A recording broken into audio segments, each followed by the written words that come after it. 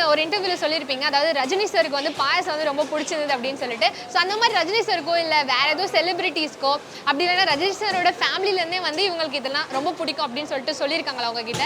இல்ல நெறைய பேர் நெறைய செலிபிரிட்டீஸ் நம்மகிட்ட வந்து நெறைய டிஷ்ஷஸ் நெறைய பிடிச்சிருக்கும் அப்படின்னு இருக்காங்க. இப்போ ஒரு எக்ஸாம்பிள் சிவகார்த்திகேயன் சார் இருக்கு வச்சுக்கோங்களேன். நம்மளோட லிச்சி பாசுந்தி அப்படின்ற ஒரு நம்மளோட யூனிக் டிஷ் அது. ஸோ அது வந்து நம்ம ஒரு வெட்டிங்கில் வந்து அவர் வந்து சாப்பிட்டு இது என்னன்னு கேட்டு ஒரு 2, 3 இடம் எடுத்து சாப்பிட்டுருக்காரு. ஸோ நம்மளோட தோசை, இந்த கிறிஸ்பி தோசை வந்து சாப்பிட்டு அது வந்து ரொம்ப ரிலீஸ் பண்ணி சிவகார்த்திகேயன் சார் சாப்பிட்ருக்காரு. ஸோ இந்த மாதிரி பார்த்தீங்கன்னா நிறைய செலிபிரிட்டிஸ் நிறைய பிடிச்சிருக்கும் நமக்கு.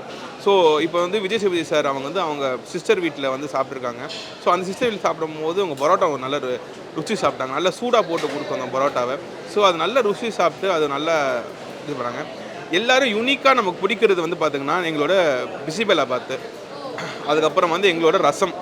ஸோ இது வந்து எங்களோட எல்லாரோட சிக்னேச்சர் டிஷ்ஷுன்னு சொல்லலாம்.